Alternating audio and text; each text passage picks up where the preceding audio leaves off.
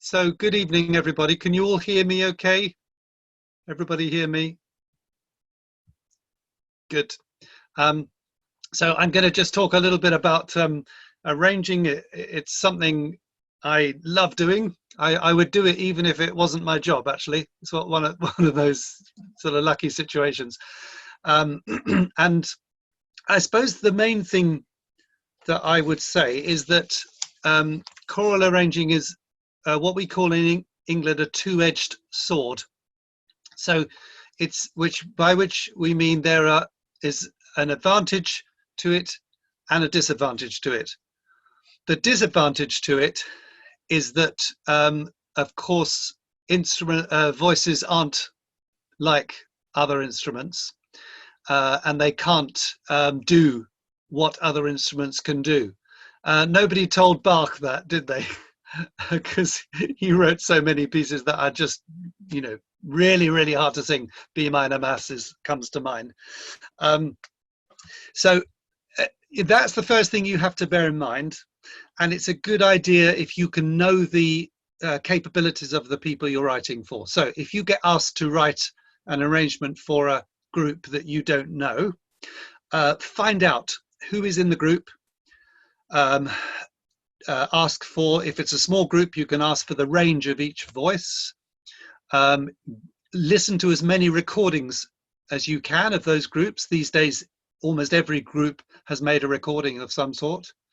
Really get to know the sound of the group. I was, very lucky for the time I was in the Kingsingers to be surrounded every day by the people I was writing for. It's a situation which could not have been better, because I knew exactly what everybody in the group could do and, of course, what they couldn't do.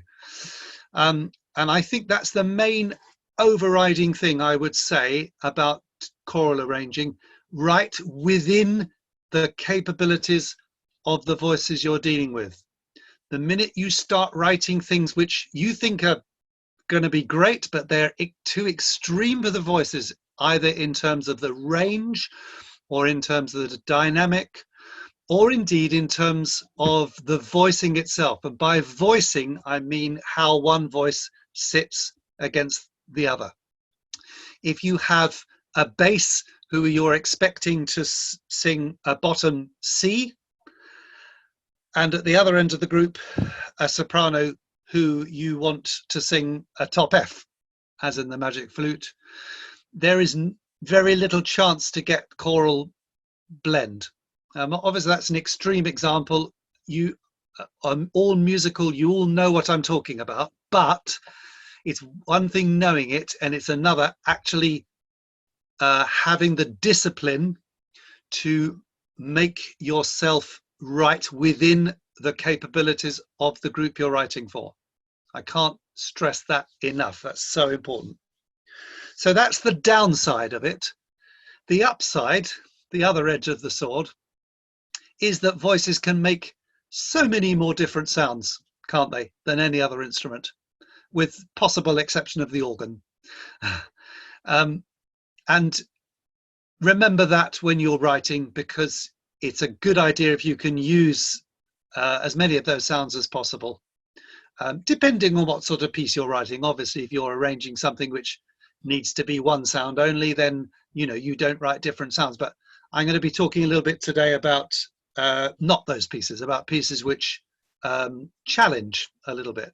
Okay, so there's the two-edged sword right within the capabilities of the group,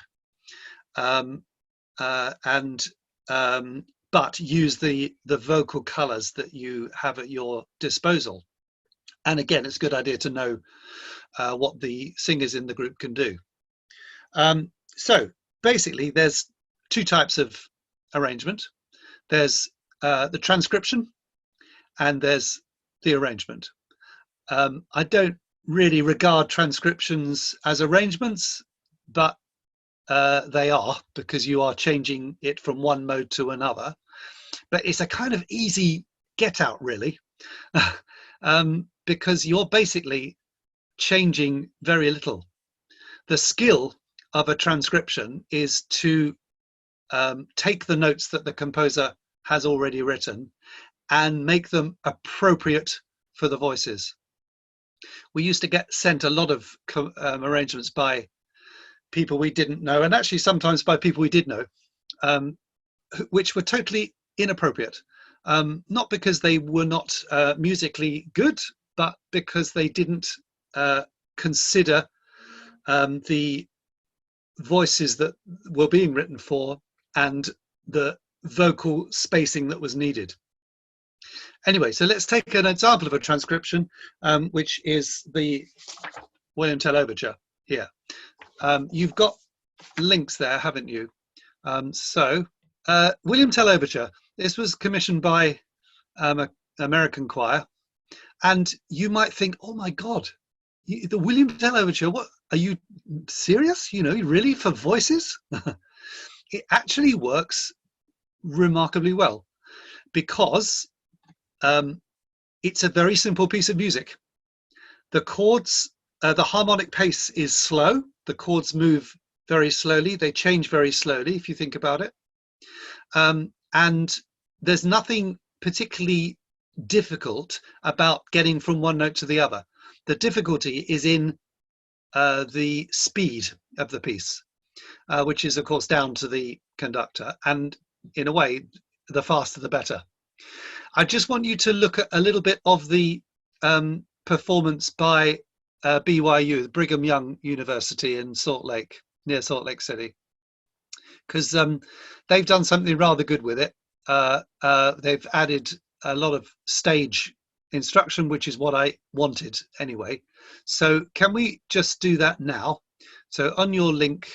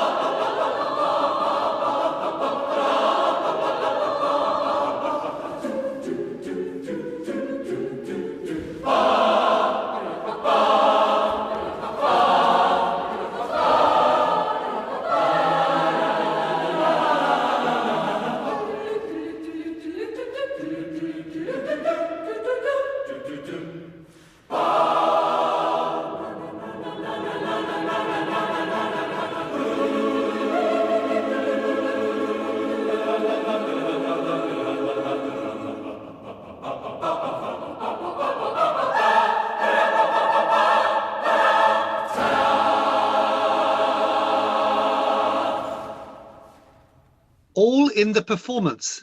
That was a very easy piece to arrange because the music is already there. I've changed nothing at all.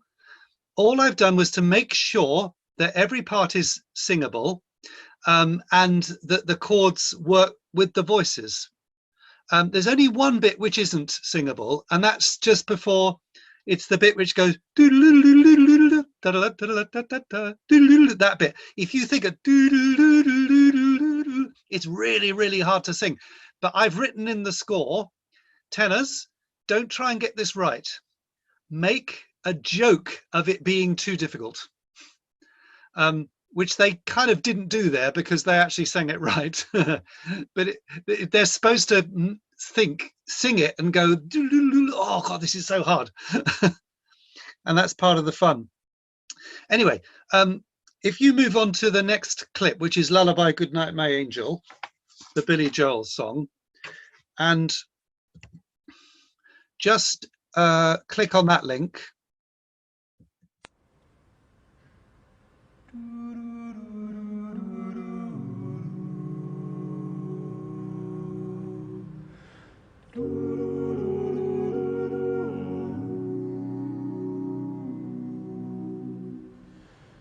Good night, my angel, time to close your eyes and save these questions for another day.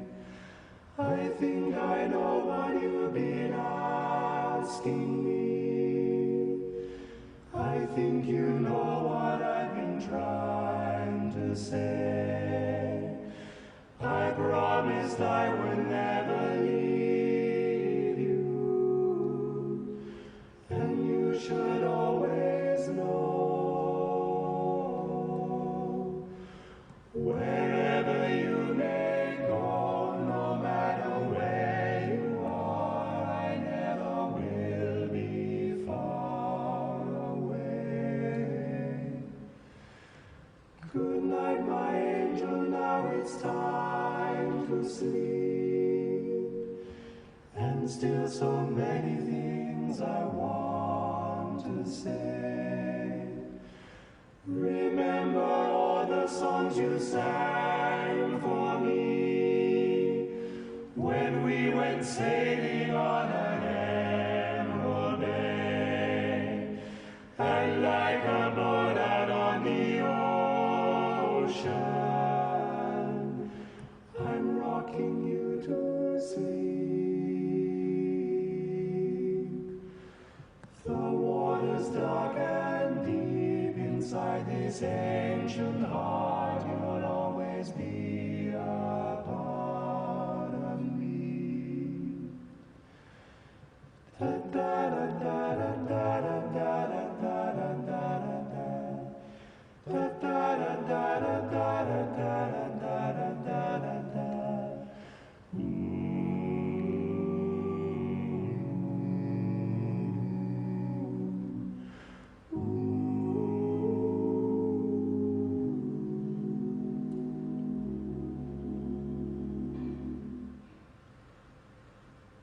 Good night, my angel, now it's time to dream. And dream how wonderful your life will be. Someday your child may cry, and if you sing this lullaby, then in your heart there will always be a part of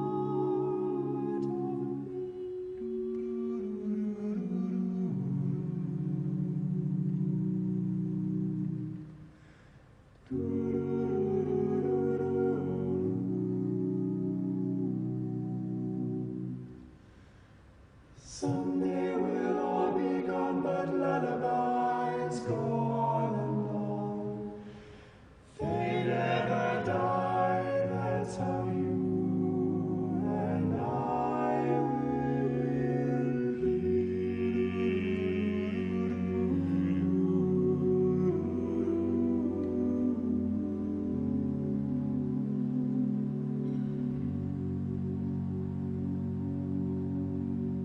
will Yeah. So, I mean, I'm sure you know the original song. It's Billy Joel solo with piano. And again, the piano part works really well because he's playing ordinary chords, and ordinary chords voice really well for instruments. All you've got to make sure is that the harmonics stack up, by which I mean that the voices of each part support the other parts. I don't think there's a score. I was hoping for a couple of pages of the score to be there, but I don't think they are on that link. But if you look at it, it's basically just what the piano part plays done for voices. I wish I were there with you, because it'd be so easy just to show you on the piano, or actually that's my score, I could just show you that, but we can't do that, unfortunately, at the moment. But there was one bit which he doesn't sing, which is the bit which goes da da da da da da da da da da da. But again, because the chords are so choral on the piano, all you have to do is to add a vowel sound, which I da da da da. Why not?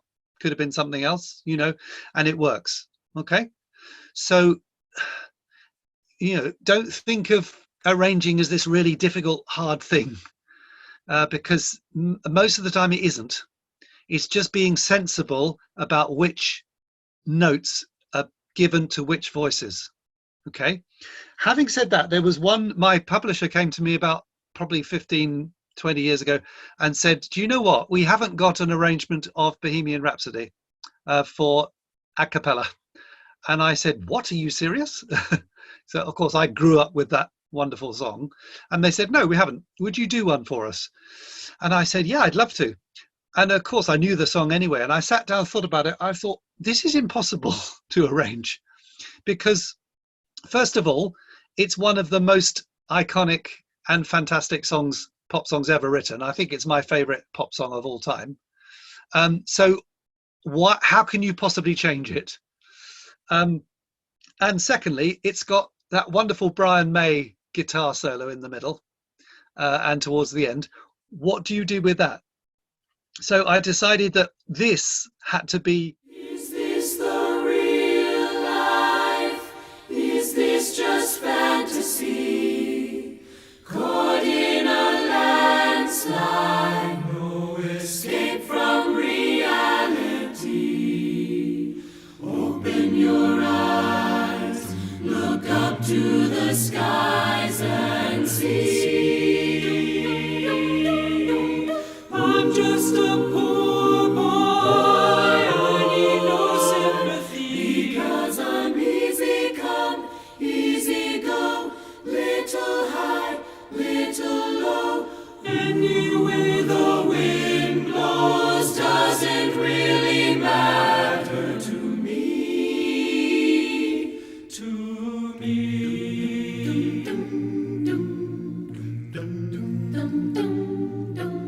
Mama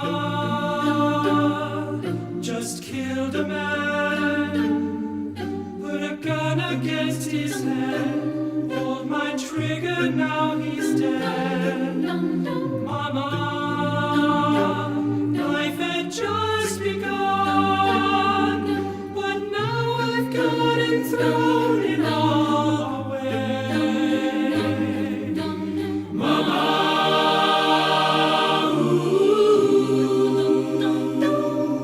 didn't mean to make you cry.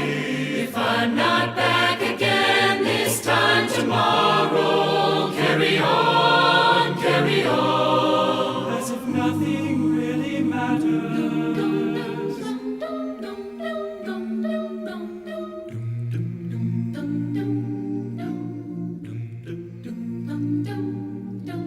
Too late, my time has come, send shivers down my spine, body's aching all the time. Goodbye, everybody, I've got to go, gotta leave you all behind and face the truth. Mama, anyway the wind blows,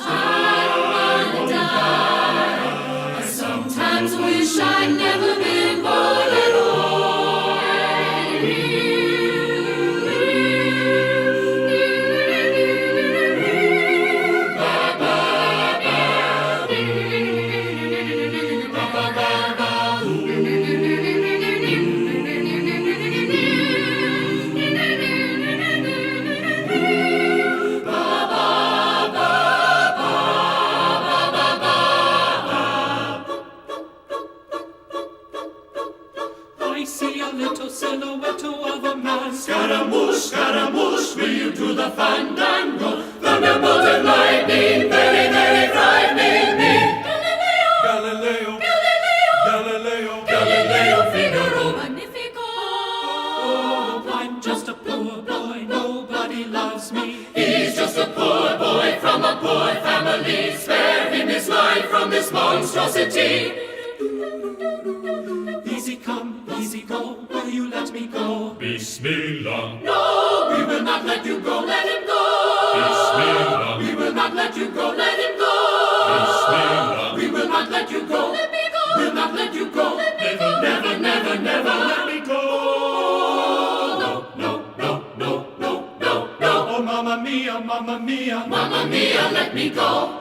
Beelzebub has the devil put aside for me, for me, for me.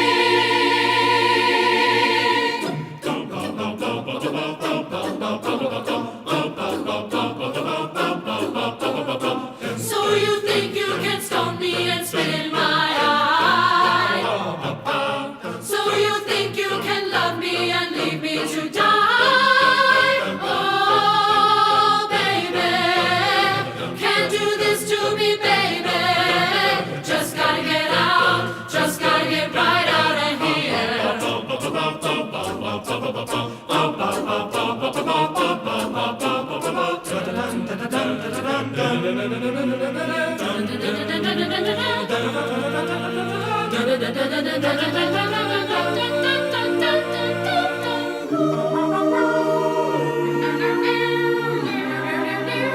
Ooh yeah, ooh yeah.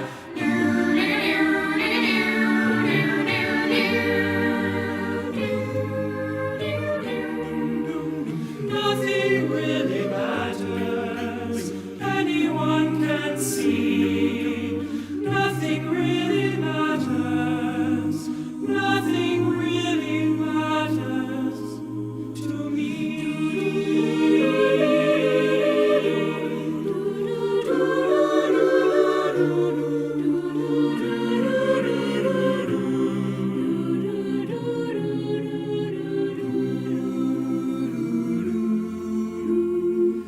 Anyway the wind blows.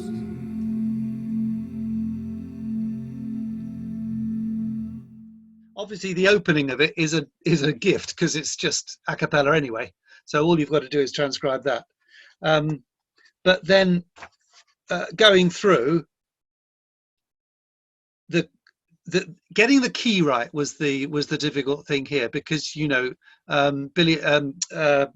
Freddie Mercury was quite an extraordinary singer, and he could do things which not many other people could do. So I thought, well, we have to give it to the tenor. And actually, a lot of tenors these days sing in falsetto, so that's not a problem. But it's slightly odd when the guitar comes in, because you can't do anything except make a guitar sound, and it sounds rather odd. And in fact, I never showed this to the King Singers because it's too difficult. I don't think we would have pulled it off at all. But I've seen groups do it, and it's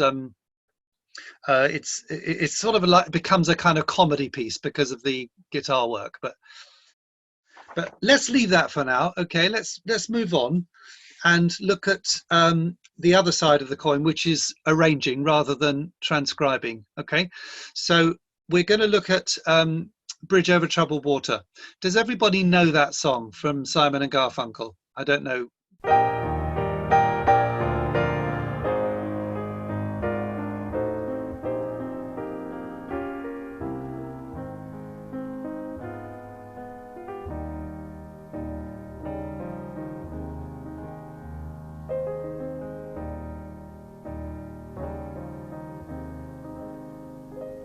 When you're weary,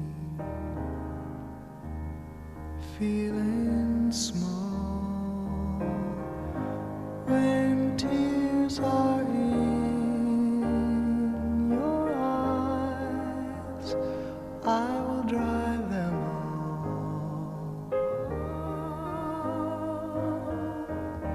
I'm on your side. Oh, when time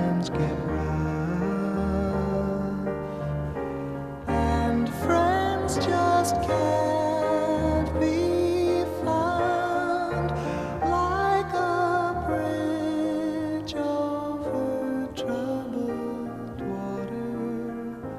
I will lay me down, like a bridge over troubled water.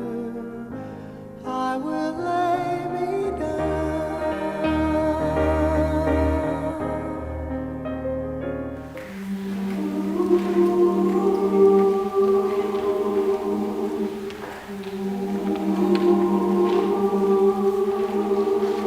When you're weary, feeling small, when tears are in your eyes, I will dry them all. I'm on your side. Oh, in times you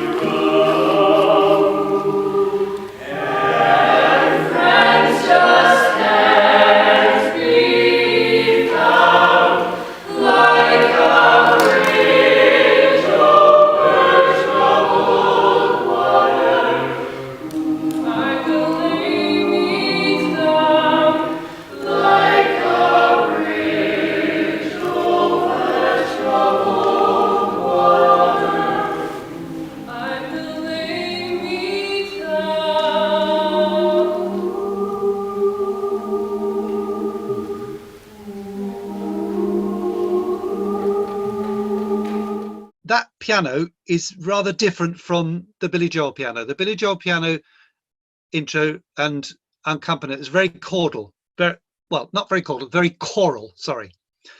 The Bridge Over Troubled Water accompaniment is very pianistic, isn't it?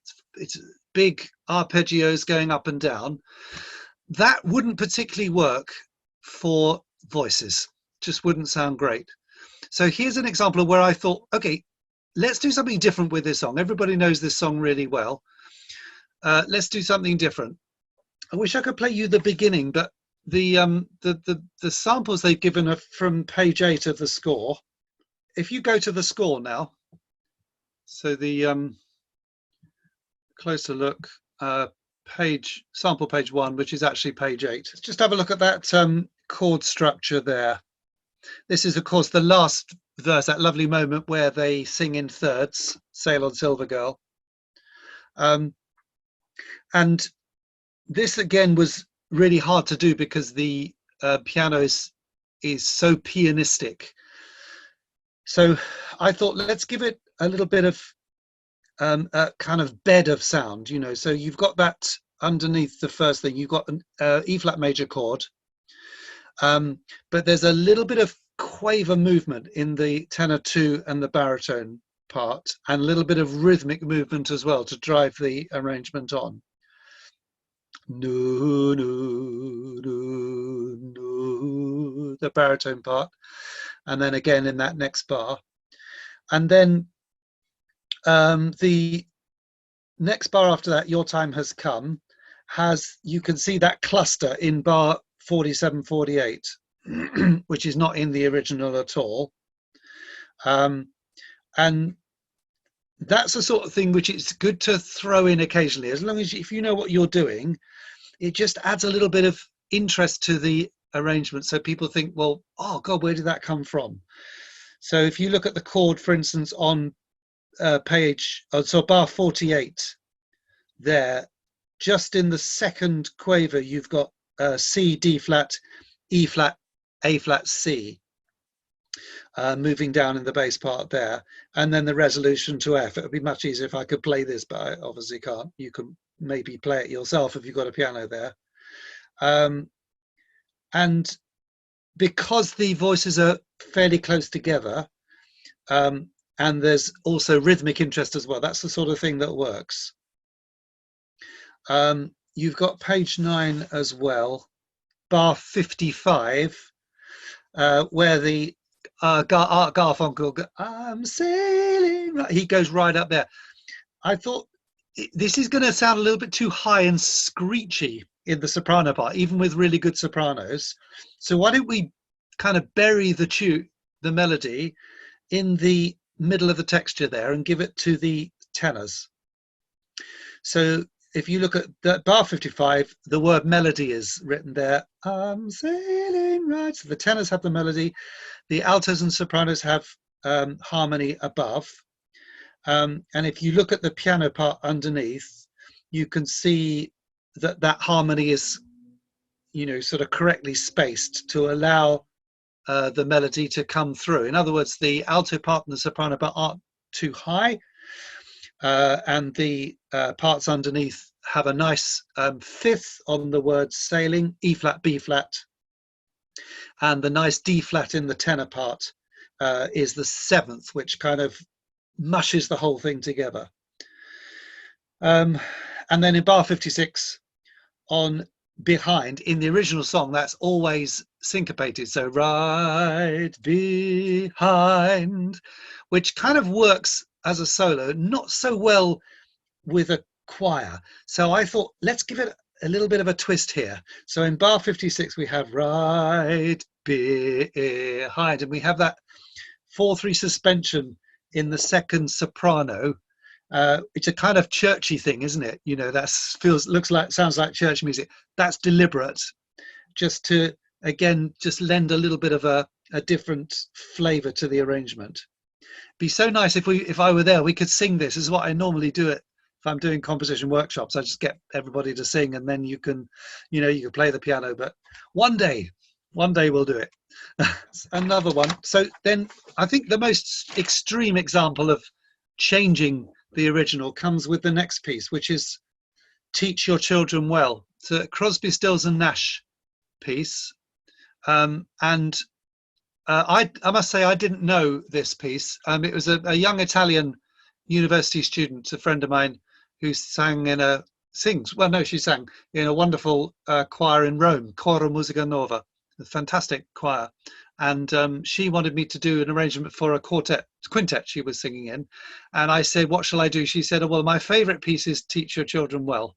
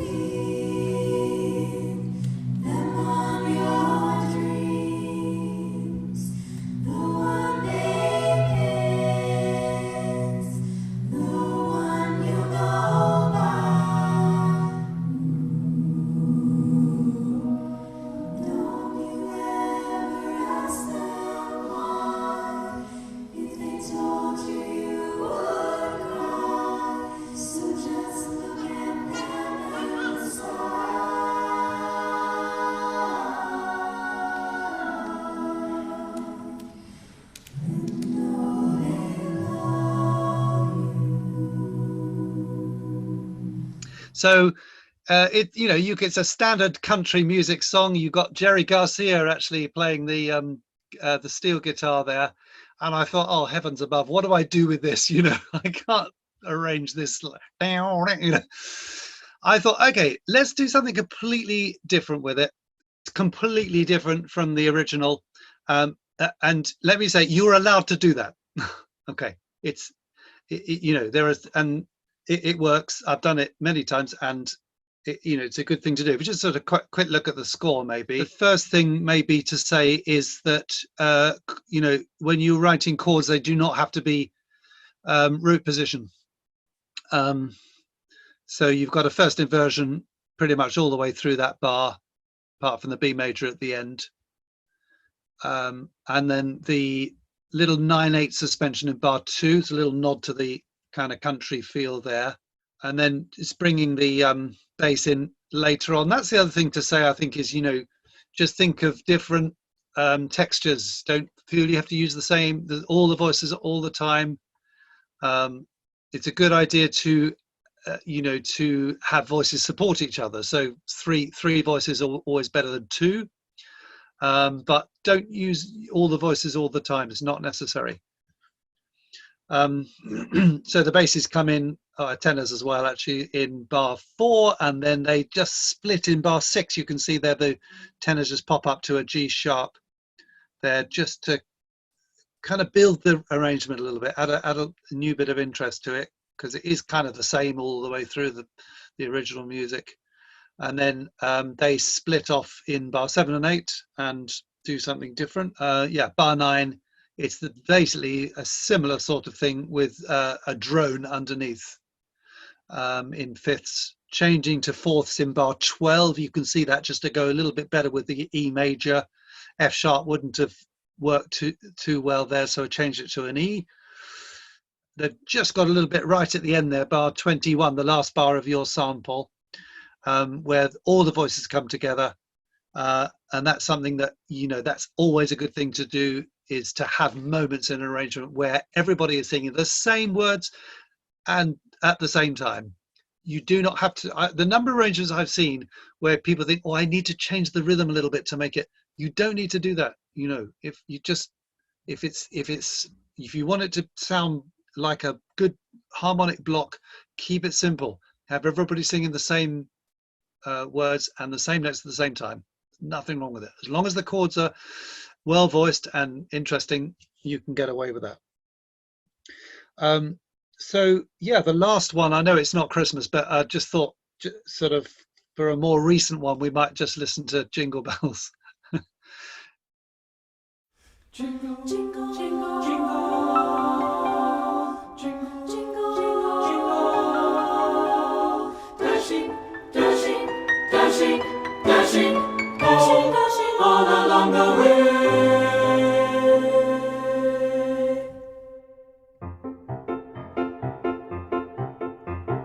Jingle bells, jingle all the way. Oh, what fun it is to ride in a one-horse open sleigh. Hey! Jingle bells, jingle all the way. Oh, what fun it is to ride in a one-horse open sleigh. Dashing through the snow in a one-horse open sleigh. The fields we go, laughing all the way. Bells on bobtail ring, making spirits rise. What fun it is to ride and sing a sleighing song tonight. Oh, jingle bells, jingle all the way. Oh, what fun it is to ride in a one-horse open sleigh. Come hear those jingle bells, jingle all the way. Oh, what fun it is to ride in a one-horse open sleigh. A day or two ago, the story I must tell. I went out in the snow, and on my back I fell. A tent was riding high in a one-horse open sleigh. He laughed as I was falling blind, but quickly drove away. Now the ground is right, while you're young, while you're young, the grass are dead, the girls and I sing and song. Just get on bobtail play, till 40 speed, ship to an open sleigh, crack, crack, we'll take the lead. Oh, jingle bells, jingle all the way. Oh, what fun it is to ride in a one-horse open sleigh. Jingle bells, jingle all the way. Oh, what fun it is to ride in a one-horse open sleigh. Jingle bells, jingle all the way. Oh, what fun it is to ride in a one-horse open sleigh. Jingle bells, jingle all the way. Oh, what fun it is to ride. Oh, what fun it is to ride. Dashing, dashing, dashing, dashing, dashing, dashing, dashing, dashing. Oh, what fun it is to ride in a one-horse open sleigh. Hey! It's one of those pieces which, it kind of just worked, and I didn't really plan it. It's all the keys sort of stack up, but I didn't sit down and, like some composers, I'm sure clever people would do, and, work out. I just started and I went for it. And as I went through, I thought, yeah, we need this here. And that's another thing I say to you is don't be afraid to experiment and just, go with the feeling that you're having at the time. And it's sometimes it doesn't work and sometimes it does. I must say I'd never heard that middle verse before, the one in D major. A day or two ago, I'd never come across that until I actually bothered to look up the song. And again, if we had the score, we could sort of go through a few of the kind of technical issues, but it's just so difficult with with us not being able to point to it and everything. But anyway, one day I say we will be able to do that. So what I'd like to do now is, can I take some questions from people, because I want to know what you want to know from me about stuff. Philip? Yes, Julio. When you have a very, very, very no melody, how many melody is important the original tonality? Did you say new melody, Julio? Sorry. No, a very known. Oh, very well known. Yeah. Most people don't have, who come to concerts don't have really any sense of relative pitch, and I think it's what really works for you, and works for your singers. Really, that's the thing. It's like I was saying with Freddie Mercury. He had an extraordinary voice, and actually, I think my version of Bohemian Rhapsody is actually in the key that they recorded it in. But there's lots of times when you think, no, that's not quite right, let's put it down or up. So no, I don't think it's important at all. Just experiment. And also I think as well, not only is the tonality not important, I think the actual character of the song, it can change. Like with Teach Your Children, there's another wonderful arrangement by Bob Chilcott for Billy Joel's song called And So It Goes. And he basically does it's like a transcription, but he does it in a kind of more rhythmical way than Billy Joel sang it. I must say I knew Bob's version before I knew Billy Joel's version, and I actually prefer Bob's version. I think it's got more kind of character and integrity than the original. I don't know if you've seen one question in the chat by Juanjo. He says, hello, I am a Latin American arranger, and he says that one of the most difficult things to imitate is rhythmic patterns, so the work can sound like it is, but sung by a choir. What do you think about this? I think that if it's too difficult to make it work, don't do it. Don't even try to arrange it. You need to be able to sing the piece yourself, I think, really. I mean, even if you're not a singer, you'll be a musician, and you need to. I mean, it's like with the William Tell Overture. Finding a pattern. That's really easy to sing, isn't it? Everybody can do that. So just make sure that the vocal pattern that you use and the patching that you use is easy to sing, and be very particular in the score about what the singers should sing. So so work on it. If it doesn't work, don't do it. Maria is asking if any of the original artists have approached you about the arrangement you've made, and what was their reaction? Yeah, actually one of them did. It's a guy called Jonah Louie, and he wrote a pop song in the 1980s called, what is it called? I can't remember the name of it. But we had to send him the song for his approval, the arrangement for his approval, and he sent a nice message back saying he really liked it. So that's great when somebody does that, and somebody he's quite famous in England. Probably don't know him in Spain. What is the song called?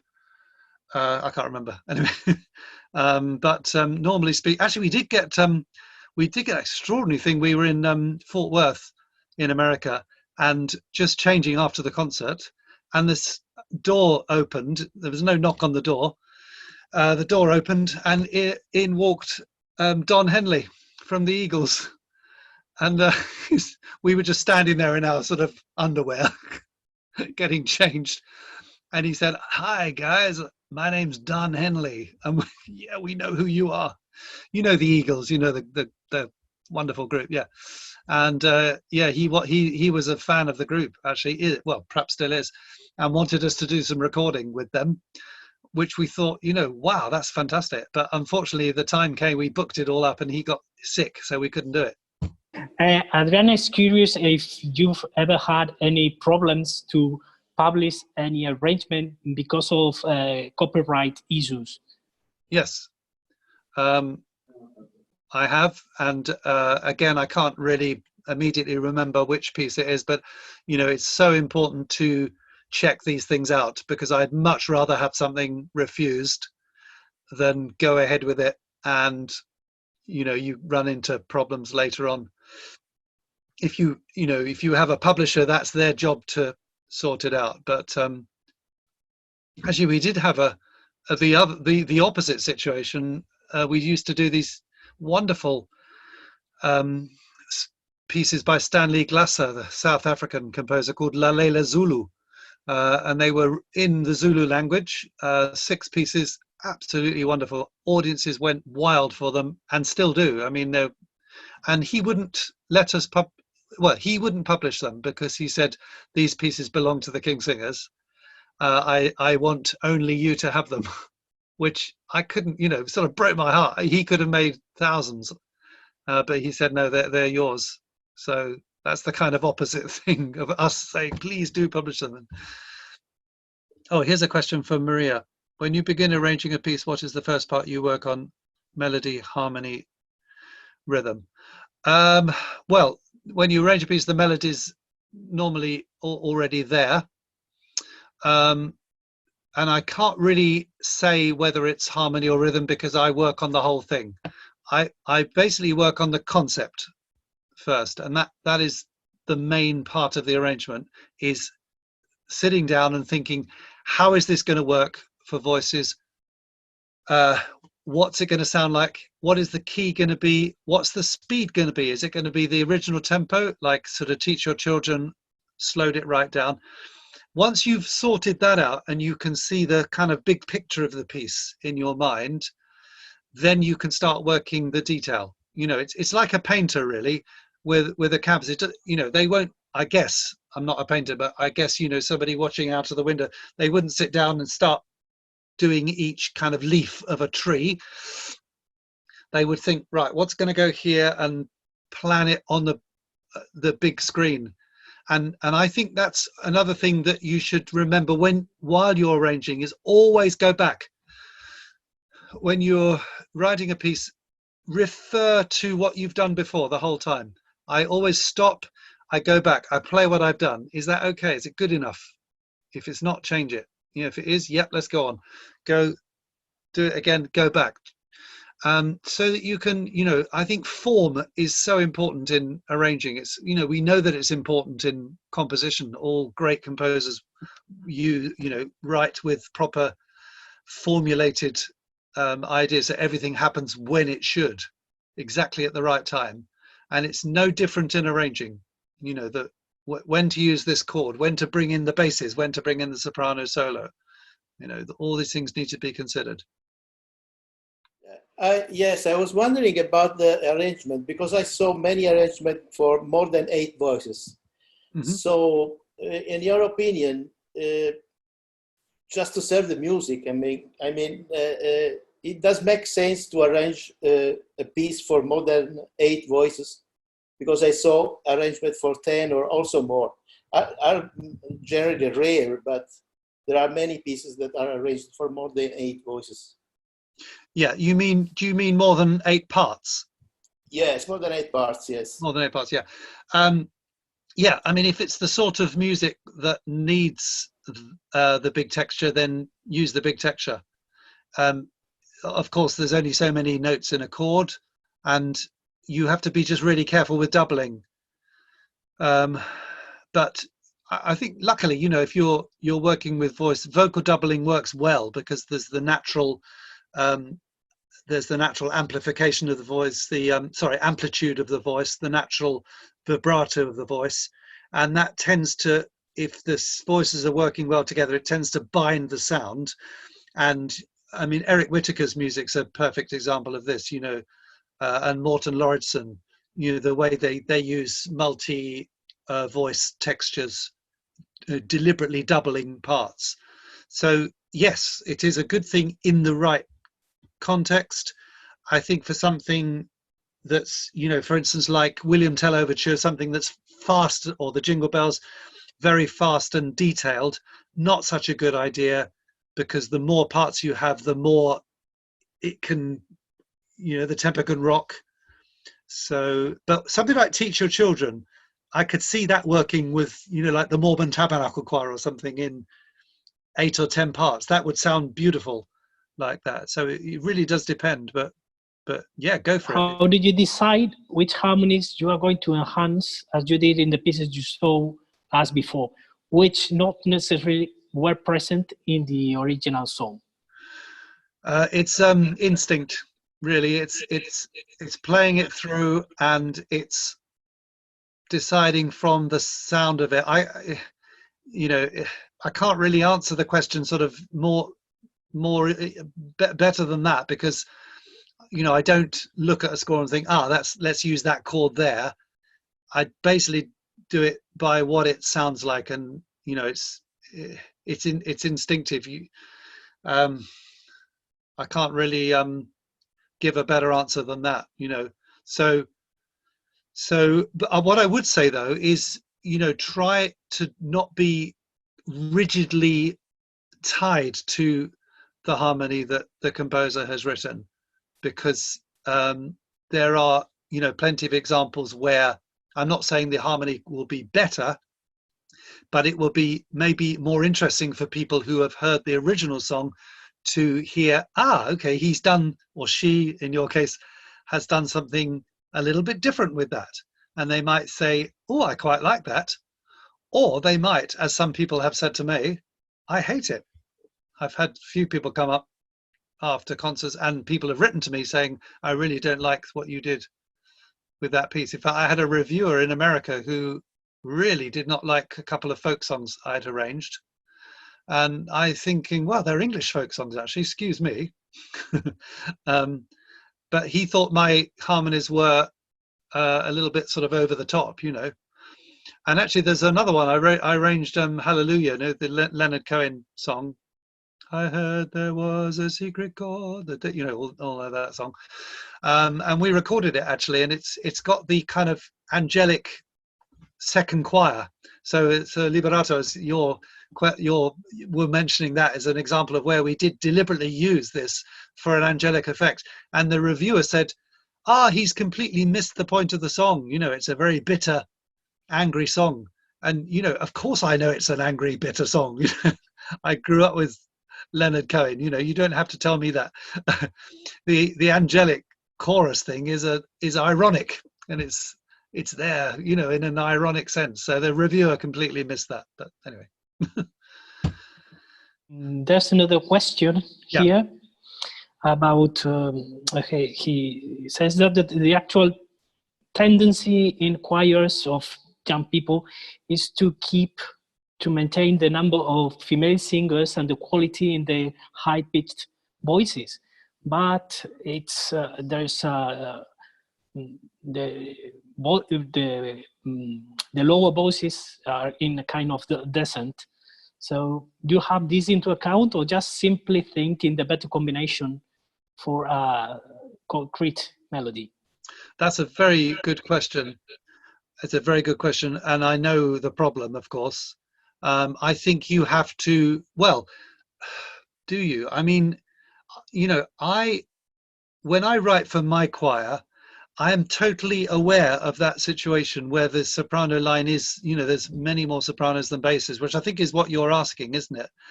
And now I think about it, I do arrange with that in mind. And I do make sure that my first soprano lines don't sit too comfortably for the you know, in other words, sort of top Fs and top Gs. And I tend to write lower soprano parts because of and also I divide my soprano parts. You know, a lot of my arrangements for my choir are two soprano parts, one alto part, one tenor, one bass, or baritone and bass. So yeah, it's a very good question, and yes, if you know, unless you have the perfect setup of voices, it is a very good idea to write notes which favor the kind of pyramid effect that I was talking about last week, and particularly the bass sound being supported by the baritone sound with lots of perfect fifths in the chordal passages, and keeping the soprano part not insignificant, but yeah, at a lower level dynamically. Okay, I think we've reached the end of the conference because it's at 10 o'clock now in Spain. Yeah. So we would like to thank you again for your kindness, for sharing your experience and your wisdom with us. So I think we are very pleased to having had you for these 2 days. So I think It's been a tremendous pleasure. I'm very frustrated that I can't see you all in the same room, but you know, one day we will. And thank you very much for listening. I assume everybody did listen because you know they could easily have just walked out, and I wouldn't blame them. But you know, thanks for the organisers as well. You've done a wonderful job getting this course together, and I hope it's been successful for you. And that it continues for many years to come. So, see you next year.